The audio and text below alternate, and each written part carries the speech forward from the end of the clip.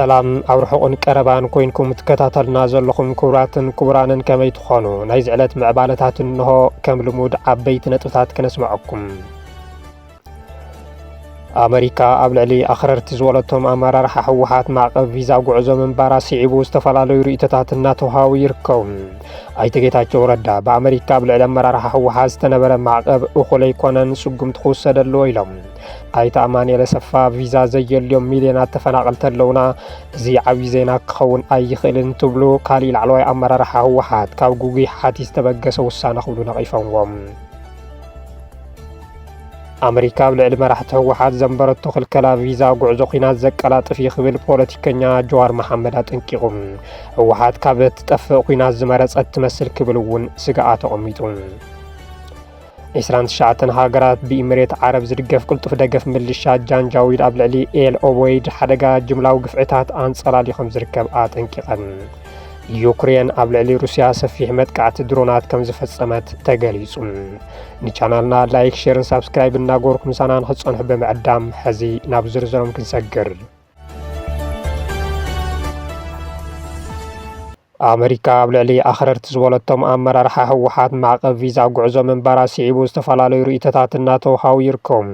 ኣይተ ጌታቸው ረዳ በኣሜሪካ ኣብ ልዕሊ ኣመራርሓ ሕወሓት ዝተነበረ ማዕቀብ እኹል ኣይኮነን ስጉምቲ ክውሰድ ኣለዎ ኢሎም ኣይተ ኣማኑኤል ኣሰፋ ቪዛ ዘየልዮም ሚልዮናት ተፈናቀልቲ ኣለውና እዚ ዓብዪ ዜና ክኸውን ኣይኽእልን ትብሉ ካሊእ ላዕለዋይ ኣመራርሓ ሕወሓት ካብ ጉጉይ ሓቲት ዝተበገሰ ውሳነ ክብሉ ነቒፎምዎም ትማሊ 11 ሰነ 2018 ዓመተ ምህረት ሚኒስትር ጉዳያት ወፃኢ ኣሜሪካ ኣብ ኢትዮጵያ ሰላም ንኸይዓስል ስግኣት ኮይኖም ኣብ ልዕሊ ዝበሎም ብንጹር ዘይተጸርሑ ኣመራርሓ ሕወሓትን ስድረኦምን ማዕቀብ ቪዛ ጉዕዞ ምንባሩ ዝዝክር እዩ ነቲ ውሳነ ስዒቡ ኣይተ ጌታቸው ረዳ ኣብ ሚድያ ቀሪቦም ርእይቶ ብምሃብ ዝቐደሞም ኣይተረኸበን ኣይተ ጌታቸው ረዳ ኣብ ሓደ ሚድያ ብልጽግና ቀሪቦም እቲ ክልከላ ቪዛ ኣሜሪካ ኣብ ሰሜን ኢትዮጵያ ዝተፈጠረ ወጥሪ ተሓታቲ ኣኽራሪ ጉጅለ ሕወሓት ምዃኑ መረጋገፂ ክብሉ ተሰሚዖም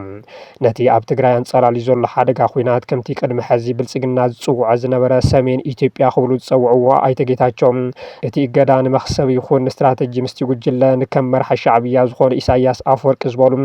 ናይ ወፃኢ ኣካላት እውን ንጹር መጠንቀቕታ ምዃኑ ገሊጾም ኣይተ ጌታቸው ንሻዕብያ መጠንቀቕታ እኳ እንትበልዎ ኣሜሪካ ግና ኣብ ልዕሊ ኤርትራን ቢራቶ ዝነበረት ማዕቀብ ኣብዚ ቀረባ እዋን ንምልዓል ምውሳና ዝፍለጥ እዩ ኣገዳስነት ስጉምቲ ኣብ እገዳ ቪዛ ኣይኮነን እንታይ ደኣ ዋሽንግተን ነቲ ኣብ ኢትዮጵያ ዝረአ ዘሎ ሓድሽ ወጥሪ ሙሉእ ሓላፍነት ኣብ ልዕሊ እቲ ብዶክተር ደብረጽዮን ገብረ ሚካኤል ዝምራሕ ጉጅለ ተሰርዑ ምህላዋ ዘረጋግጽ ዝበሉ ኣማኻሪ ብልጽግና ካብ ክልከላ ቪዛ ብዘለለ ስጉምትን ክውሰድ እውን ተማሕጺኖም ሕዚ ኣሜሪካ ኣብ ልዕሊ መራሕቲ ሕወሓት ስጉምቲ ክልከላ ቪዛ ጉዕዞ ብምውሳና ካብ ዝኾነ ኣካል ቀዲሞም ደገፎም ዘረጋገጹ ኣይተ ጌታቸው ግና ኣብ እዋን ወራር ትግራይ ኣብ ልዕሊ ኣመራርሓ ስርዓት ብልጽግና ተመሳሳሊ ስጉምትን ትውሰድ ኣሜሪካ ማዕቀብ ገበረት ኣይገበረት እቲ ቀንዲ ዓቕሚ ህዝቢ ትግራይ ኢሎም ምንባሮም ዝዝከር እዩ ሕዚ ኣብ ልዕሊ መራሕቲ ሕወሓት ማዕቀብ ተገይሩ ኢሎም ከበሮ ሓምሓሞም ዝወቅዑ ዘለዉ መራሕቲ ብልጽግና እውን ቅድሚ 4 ዓመታት ተመሳሳሊ ማዕቀብ እንትግበረሎም ዝነቐዘ ስርናዮም እንተዘይኮይኑ እንታይ ከይተርፈና እዩ ይብሉ ምንባሮም ዝዝንጋዕ ኣይኮነን ድርድርም ተደረገ የአሜሪካ መንግስት ማዕቀብ ማረገ አላረገ ዋናው አቅም የትግራይ ህዝብ አቅም ነው አሁንም ቢሆን እነዚህ ሰዎች ፈልገው ሳይሆን ተገደው ከዚች አካባቢ ተነቅለው ይወጣሉ ወያሌና አድዋ ለመሄድ ቪዛ አስፈልገኝም ከዛ ውጪ ነው ብዙ እንቅስቃሴ ስለማረግ አቁኝም አላቃቸውም ስለዚህ የውሳኔው እኔን አይመለከተኝም እንድታደርሱልኝ ከዛ በዘለለ ነቀዝ የበላው ስንዴ ነው የሚቀርብን ቢቀርብን ይሻላል ኣብ ክልል ትግራይ ኢትዮጵያ ቀርኒ ኣፍሪካን ኣብ ጎነፅን ዘይምርጋዕን ኣበርክቶ ዝገበሩ ውልቀ ሰባት ሕወሓት እገዳ ብምግባር ኣሜሪካ ንዘባዊ ሰላምን ድሕነትን ተወፋይነት ዘረጋገፀትሉ እዩ ዝበሉ ኣብ ጉዳያት ዓረብን ቀርኒ ኣፍሪካን ላዕለዋይ ኣማኻሪ ፕረዚደንት ኣሜሪካ ማሳድ ቦለስ ኦባሳንጆ ኣብ መንጎ ሕወሓትን መንግስቲ ኢትዮጵያን ተፈጢሩ ዘሎ ዘይምቅዳእ ኣብ ምፍታሕን ሰላምን ምርጋዕን ንምስጓም ንዝገብርዎ ዘለው ፃዕሪ ከም ዝድግፍዎ ኣረጋጊፆም ናይቲ ክልከላ ግዳይ ሓደ ክኾኑ ካብ ዝኽእሉ ምክትል ኣቦ ሊቀመንበር ህወሓት ኣይተ ኣማኑኤል ኣሰፋ እቲ ማዕቀብ ዓብይ ኣጀንዳ ከም ዝኾነ እዮም ገሊጾም ነቶም ቪዛ ዘየልዮም ከዝብል ሕቶ ዘልዕሉ ኣይተ ኣማኑኤል ቪዛ ዘየልዮም ሚልዮናት ተፈናቀልቲ ናብ መረበቶም ክምለሱ ኣብ ዝተኸልከሉን ብጥሜትን ሕማምን ኣብ ዝሃልቁሉን ኩነት ኮይና ብዛዕባ ብኣጻብዕቲ ዝቁፀሩ ኣመራርሓና ኣሜሪካ ከይኸዱ ዝወፀ መግለፂ እገዳ ቪዛ ብሓቂ ዘተሓሳስብ ዜና ድዩ ብምባል ቀንዲ ኣጀንዳ ትግራይ ኣብ ልዕሊ ህዝቢ ዝበፅሕ ዘሎም ሓሰረ መከራ ምዃኑ እዮም ገሊጾም ካሊእ ላዕለዋይ ኣመራርሓ ህወሓት ድማ ነቲ እገዳ ካብ ጉጉሕ ሓቲ ዝተበገሰ ክብሉ ነፂገንጎም ኣባል ማእኸላይ ኮሚቴ ዝኾኑ ዶክተር ኪሮስ ጉዑሽ ነቲ ክልከላ ካብ ሓቲት ተበጊሳ ኣሜሪካ ዝወሰነቶ ከም ዝኾነት ብምግላጽ እዚ ድማ ነቲ ህዝቢ ትግራይ ዝሓልፎ ዘሎ ሓሰረ መከራ ዝኸሓደ እዩ ክብሉ ገሊጾም ኣሜሪካ ኣብ ልዕሊ መራሕቲ ህወሓት ዘንበረቱ ክልከላ ቪዛ ጉዕዞ ኩናት ዘቀላጥፍ ክብል ፖለቲከኛ ጆሃር መሓመድ ኣጠንቂቑ ህወሓት ካብ ጠፍእ ኩናት ዝመረፀት ትመስል ክብል እውን ስጋኣቱ ኣቐሚጡ ተንታኒ ፖለቲካ ጆሃር መሓመድ መንግስቲ ኣሜሪካ ኣብ ልዕሊ መራሕቲ ህወሓትን ስድሮምን ዘንበሮ ክልከላ ቪዛ ጉዕዞ ኣመልኪቱ ስፍሕ ዝበለ ትንታነ ሂቦሎም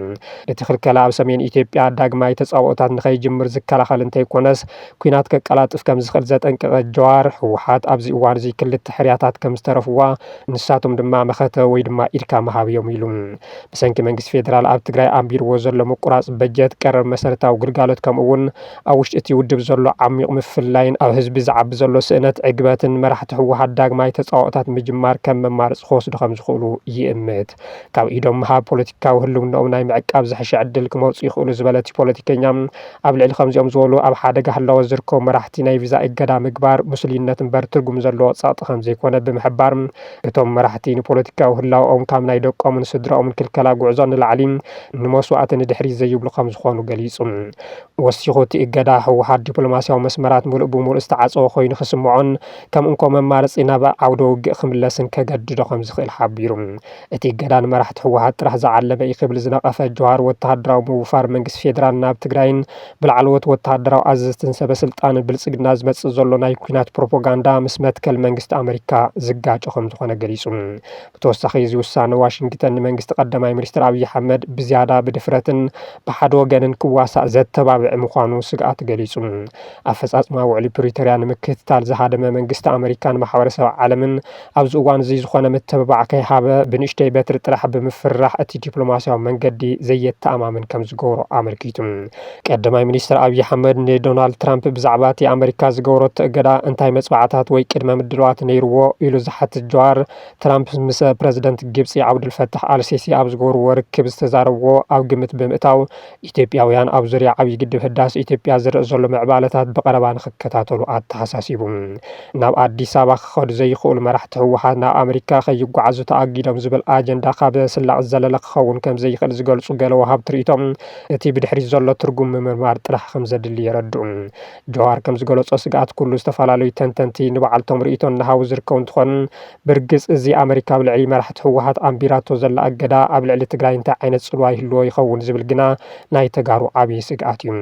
እቲ እገዳ ከምቲ ንኣማኑኤል ኣሰፋ ብቐጥታ ንኣሜሪካ ምስ ዝግበር ጉዕዞ ጥራሕ ዘተኣሳስር እንተይኮነስ ቀፂሉ እንታይ መዘዝ ሒዙ ክመጽእ ይኽእል ዝብል ሕቶ እቲ ዝዓበየ ኮይኑ ንትግራይን ህዝባን ካብቲ ሕዚ ዘለዎ መከራ ዝያዳ ዝጎዚ ከይኸውን ብልሓት ዝተሓወሰ ውሳነ ከም ዝጠልብ ጥርጥር የብሉን 29 ሃገራት ብኢሚሬት ዓረብ ዝድገፍ ቅልጡፍ ደገፍ ምልሻ ጃንጃዊድ ሱዳን ኣብ ልዕሊ ኤል ኦቦይድ ሓደጋ ጅምላዊ ግፍዕታት ኣንጸላልዩ ከም ዝርከብ ኣጠንቂቐን እቲ ዓለም ለኻዊ መጠንቅቕታት ዕጡቕ ምልሻ ንህዝቢ ሱዳን ብዓብዩ ስጋት ከም ዝፈጠረ ብምጥቃስ ካብቲ ዕጡቕ ሓይሊ ብዘለለ ግና ኣብ ልዕሊ ነቲ ኩናት ተባርዕ ዘላ ኢሚሬት ዓረብ ቀጥታዊ ጸቕጢ ምግባር ከም ዝጠልብ ተመላኺቶሎም ዓባይ ብሪጣንያ ፈረንሳይ ጀርመንን ካናዳን ዝርከበን 29 ሃገራት ኣብ ጀኔቫ ዝተኻየደ ቤት ምክሪ ሰብኣዊ መሰላት ሕቡራት ሃገራት ምልሻ ቅልጡፍ ደገፍ ኣብ ዝኾነ ህሞት ኣብ ልዕሊ ኤል ኦቦይድ ዝፈጸሙ መጥቃዕቲ ከጋዱ ከም ዝኽእል ዘጠንቀቓ ኮይነን እዚ ድማ ብኣማይት ተሽሓት ዝቑጸሩ ሰላማውያን ሰባት ኣብ ሓደጋ ሰፊሕ ግፍዒ ከእትዎም ከም ዝኽእል ኣመላኺተን ኣለዋ ኣብ ኤል ኦቦይድ ልዕሊ 100,000 ኣብ ውሽጢ ሃገር ዝተመዛወሉ ሰባት ዝርከብዎን ኣስታት 500,000 ሲቪላት ኣብ ሓደጋ ከም ዘለዉ ዘመላኸታተን ሃገራት ምልሻ ቅልጡፍ ደገፍ ኣብ ልዕሊ እታ ከተማ ዝፈጸሙ መጥቃዕቲ ብቅልጡፍ ደው ከብል ፀዊዐን ኣብ መላእ ኤል ኦቦይድን ሰሜን ኮርዳፋንን ኮነ ኢልካ ዝግበር ቅትለት ኣብ ልዕሊ ሲቪላት ዝፍጸም መጥቃዕትን ኣብ ልዕሊ ሲቪላዊ ትሕተ ቅርጺ ዕንወትን ከም ዘሎ ኣቃልየን እቲ መጠንቀቕታ ኣብ ኤል ኦቦይድን ሰሜን ኮርዳፋንን ንመዓልታት ዝጸንሐ መጥቃዕቲ ሰብ ኣልቦ ነፈርቲ 10ታት ሰላማውያን ሰባት ከም ዝተቐተሉን ሲቪላዊ ትሕተ ቅርጺ ከም ዝሓሰየን ድሕሪ ምግላጽ ላዕለዋይ ኮሚሽነር ሰብኣዊ መሰላት ሕቡራት ሃገራት ቮልከር ተርክ እውን ኣብ ሰሜን ዳርፉር ኣብ ዝርከብ ማዓስከር ኤልፋሻርን ዛምዛምን ዝተረኣየ ግፍዕታት ናይ ምድጋም ሓደጋ ከም ዘለዎ ኣጠንቂቖም እቲ ኣህጉራዊ መጠንቀቕታ እቲ ሚሊሻ ናብ ከተማታት ሱዳን ኣብ ዝቐርበሉ እዋን ዘስዕቦ ሓደጋ ብንጹር ኣፍልጦ ዝህብ ተባሂሉሎም ዓለም ኣብ ዳርፉር ኤልጄና ኤልፋሻር ማዓስከር ዛምዛምን ካልኦት ከባቢታትን ከበባ ቅትለት ጅምላዊ ምምዝባል ዓሌታዊ ዓመፅ ጉሕለት ጾታዊ ዓመፅን ቀታዊ ራዕዲ ኣብ ልዕሊ ሲቪላትን እናርአየት ከም ዘይርአየት ተሓልፎ ከም ዘላ እውን ኣጠንቂቐን እዚ ከምዚ ኢሉ እንከሎ ሕቡራት ሃገራት ኣብ 2025 ዓመት ፈረንጂ ኣብ ሱዳን ልዕሊ 500 ጾታዊ መጥቃዕቲ ከም ዝተፈጸመ ኣረጋጊጹ ውድብ ሕቡራት ሃገራት ኣብ 2025 ኣብ ሱዳን ልዕሊ 500 ሰባት ጾታዊ መጥቃዕቲ ከም ዝተፈጸሞም ኣረጋጊጸ ዝበለ ኮይኑ 98 ሚእታዊ ካብቶም ግዳያት ደቂ ኣንስትዮን ኣዋልድን ምዃነን ትማል ሓሙስ ኣብ ዘውፅኡ ጸብጻብ ኣመላኺቱ እቲ ትካል ኣብ ሱዳን ዝበዝሑ ግዳያት ብብሄራዊ መንነቶም ወይ ምስ ተናሓናሕቲ ሓይልታት ብዘለዎም ግምታዊ ወይ ድማ ሓቀኛ ርክብ ዒላማ ዝኾኑ እዮም ኢሉ ይኹን በረብቲ ሃገር ዘሎ ሰፊሕ ዘይምርጋዕ ማሕበራዊ ተነጽሎን ሕነ ምፍዳይን ስግኣትን ኣብ ግምት ብምእታው እቲ ዝተረጋገጸ ቁጽሪ ንእሽተይ ስእሊ ጥራሕ ክኸውን ዝኽእል ኢሉ ሓድሽ መረዳእታ ካብ ውድብ ሕቡራት ሃገራት ደቂ ኣንስትዮ ከም ዘመልከቶም እቲ ጎነፅ ካብ ዝጅምር ኣብ ዝሓለፉ 3 ዓመታት ቁጽሪ ናይተን ጾታዊ መሰረት ዝገብረ ዓመፅ ደገፍ ዘድልየን ደቂ ኣንስትዮን ኣዋልድን ብ4 እጥፊ ከም ዝወሰኸ ይሕብር እዚ ቁጽሪ ኣብ 2026 ኣስታት 12.4 ሚልዮን ክበጽሕ ትጽቢት ከም ዘሎ ሱዳን ትሪቢን ጸብጺቡ ሓይልታት ዩክሬን ኣብ ልዕሊ ሞስኮ ሰፊሕ መጥቃዕቲ ድሮን ከም ዝፈጸሙ ተሓቢሩ እታ ርእሰ ከተማ ኩናት ዩክሬን ካብ ዝውላዕ ንድሓርን ፈለማ እዋን ኢላማ መጠነ ሰፊሕ ደብዳብ ኮይና ኣላ ኣስታት 200 ድሮናት ኣብ ከባቢ ሞስኮ ንዝርከብ ኢላማታት ከም ዝወቕዓ ጸብጻባት ኣመላኺቶም ኣለዉ ኣመሓዳሪት ከባቢ ኣንደይ ቮርቬቭ ከም ዝበልዎ ብውሑድ 17 ሰባት በቲ መጥቃዕቲ ቆሲሎም ኣለዉ ኣብ ዝሓለፉ 24 ሰዓታት ጥራሕ ኣስታት 1000 ድሮናትን 4 ክሩዝ ሚሳኤላትን ከም ዘዕነወ ድማ ሚኒስተር ምክልኻል ሩስያ ሓቢሩ ኣብ ዞባ ሮስቶቭ ኣብ ዝተኻየደ ተመሳሳሊ መጥቃዕቲ ሓደ መደብር ነዳዲ ከም ዝተወቕዐን ሓደ ሰብ ከም ዝሞተን እቲ መግለጺ ጠቒሶሎም ፕረዚደንት ቭላድሚር ዜሌንስኪ ኣብ ዝሃብዎ መብርሂ ሃገሮም ነዊሕ ርሕቀት ብዝውንጨፋ ድሮናትን ሚሳኤላትን ንዒላማታት ሩስያ ክትወቅዕ ከም ዝሓደረት ገሊጾም ኣለዉ ክቡራት ተኸታተልትና ነዚ ዕለት ዝሓዝናዮም ሓበሬታታት ነዚኦም ይመስሉ ነይሮም ንቻናልና ላይክ ሼር ሰብስክራይብ እናገበርኩም ስለትከታተሉና ኣዝና ነመስግን ሰላም